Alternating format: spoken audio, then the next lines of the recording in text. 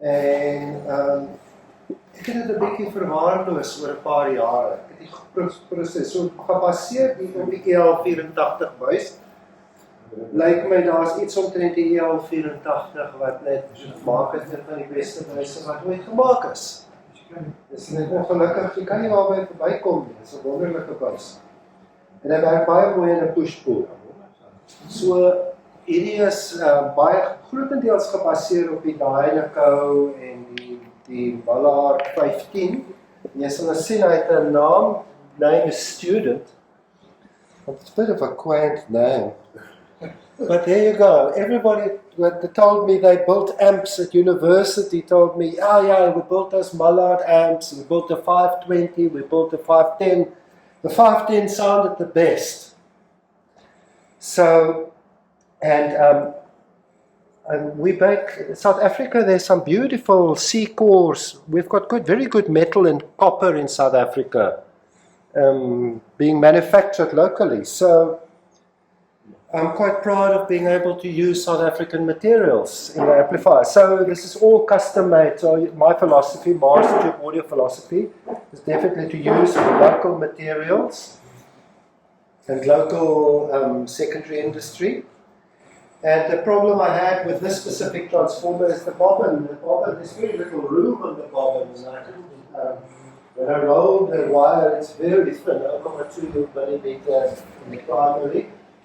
And I needed, I didn't have much space, so I needed very thin paper. The thinnest paper I could get is 0.13, so I used brown paper that you put your school packages or cover books with. That's 0.05. So I got that all fitted in. Nice, what you call a 4x3 type of lighting arrangement. So it's good up to 40 kilohertz and down to 20 hertz at about 3 or 4 watt, and it goes up to 15 watts. But I would say realistically in hi-fi, we're looking at a 10 watt amplifier. I needed to have a package for an entry level amplifier. That's why I also started doing the face plates, finding ways to cover the amps. This transformers will be covered, and it's also easy to create a mesh cage. You don't really have to make a cage. It could just be a U-bent bracket that fits over this rod here. So we're basically looking at a way to make something that's pet friendly. And but this is the amp that you play 24/7. This is 15 watts. These low power amps. They're fantastic for listening to music all day. See the difference in philosophy. There's 15 watt low power. Yeah. There's 3 watt low power. Yeah. And as always, it's all straightforward. Point-to-point wiring. So what you can see, certain modern things is the bigger capacitors, more capacity in the power supply. I use Russian military paper in oil capacitors, film in oil for the signal. Stick to carbon resistors for it. So this is very much in the old school. I'm using a rectifier, a bridge rectifier. So because on the entry level doesn't really justify putting in the tube rectifier. That makes it a next level upgrade. Really. And so my suspicion is that this could be something that will make a lot of people happy. It's comparable to the NAD 3020, which is probably a 30 watt amp, 15 watts per channel. My father had a Sudgen Class A amp. I think that was like 20 watts a channel or 10 watt Class A. And I remember when I went to Hamrad at school and built my first hi-fi kit, I got little Ortona boards, number 15 watt. And I put it together and I went into my father's hi-fi and connected up the speakers and turned it to max. And it was the wall. I remember playing the wall. And I couldn't believe the sound that I get out of this. You could really max it and have distortion free. I think those Ortona modules were low gain. But it hooked me on that sound of playing an amp at when it's at its optimal level.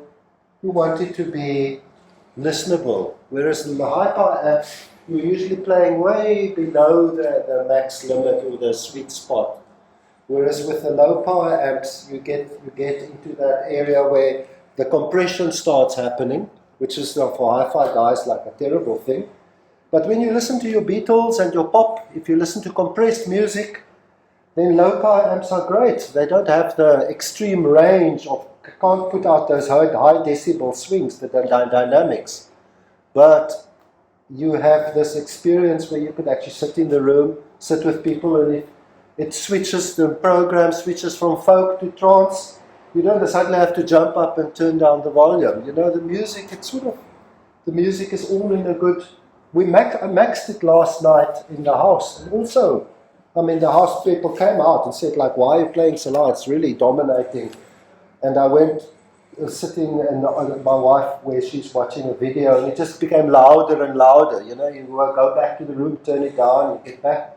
So I would say that is why I really feel quite at home with Emil's philosophy too. I find what's the optimal level is like, the best is like start at about 6 o'clock, 8 o'clock at night, and by about 10, 11 o'clock at night, you'll see every half an hour you turn down, bring the levels down until you get that sound where the sound is good. I think it's got to do something with ESCOM. ESCOM quiets down the impulse from about 8 o'clock, I would say, when people, the geysers and the things switch off, about 10 o'clock, 11 o'clock. So that's where this is fantastic, I think, for your vintage. If you want to listen to your pop and your Nat King Cole and Elvis Presley, if you really want to get into the instruments and you want to be able to distinguish how long the nails of the guitarist is, or is it the new strings on his guitar, or what wood it is, then you really need that resolution. But I'm very interested actually to hear how this sounds on the loudspeakers, Crank it up because it's meant to be really good, but my loudspeakers are not that efficient. I have to tell a story.